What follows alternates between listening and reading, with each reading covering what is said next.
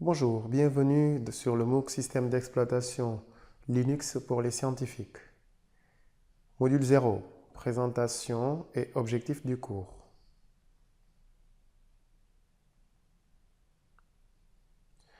La première question intéressante à se poser est celle de savoir pourquoi suivre un MOOC sur le système d'exploitation Linux, ou tout simplement pourquoi apprendre le système d'exploitation, tout simplement. Si vous cherchez un peu sur le web, il y aura beaucoup de réponses. Mais une réalité importante aujourd'hui, en 2021, est que le monde du numérique tourne sur Linux, ou presque. Nous sommes à l'ère du cloud et les plateformes cloud dominantes, que sont celui d'Amazon, de Google et de Microsoft, sont remplies de machines virtuelles avec le système d'exploitation Linux dessus. Linux est tellement important dans l'écosystème informatique aujourd'hui que Microsoft et IBM, qui développent des systèmes d'exploitation concurrents, se sont mis à le soutenir. 90% des sites web auxquels vous accédez sont hébergés sur des serveurs ou des machines virtuelles qui tournent sur Linux. Linux est vraiment partout, même lorsque vous ne le voyez pas. Il est déployé sur des ordinateurs, des serveurs, des smartphones, des systèmes embarqués, des terminaux de paiement et même dans des avions. Toutefois, il est moins présent sur les ordinateurs qui sont dominés par les systèmes d'exploitation Windows et macOS.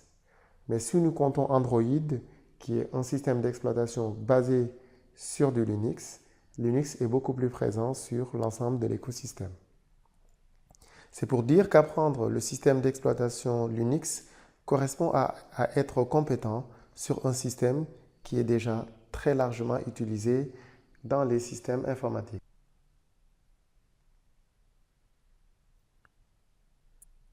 Une fois que nous connaissons l'importance de Linux dans l'écosystème informatique, nous allons voir en quoi il peut être utile pour vous en tant qu'utilisateur.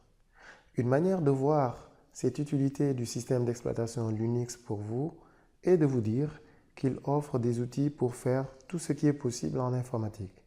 Cela couvre les différents camps d'utilisation des logiciels, la bureautique et l'Internet, la programmation, le traitement de données et l'automatisation, la cybersécurité, l'Internet des objets en passant par le système embarqué et la robotique, les serveurs de cloud et les serveurs de calcul, et la ligne de commande pour tout faire.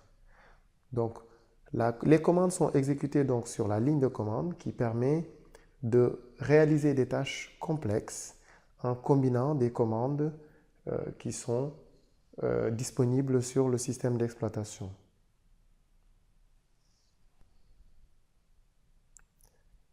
Ce MOOC cible 3 objectifs. Premièrement, la compréhension des concepts fondamentaux du système d'exploitation Linux. Deuxièmement, l'apprentissage de l'utilisation de la ligne de commande Linux, qu'on appelle aussi terminal. En effet, la puissance de Linux réside surtout au niveau de l'utilisation du terminal. Il permet d'exprimer des choses assez complexes en utilisant une combinaison de commandes.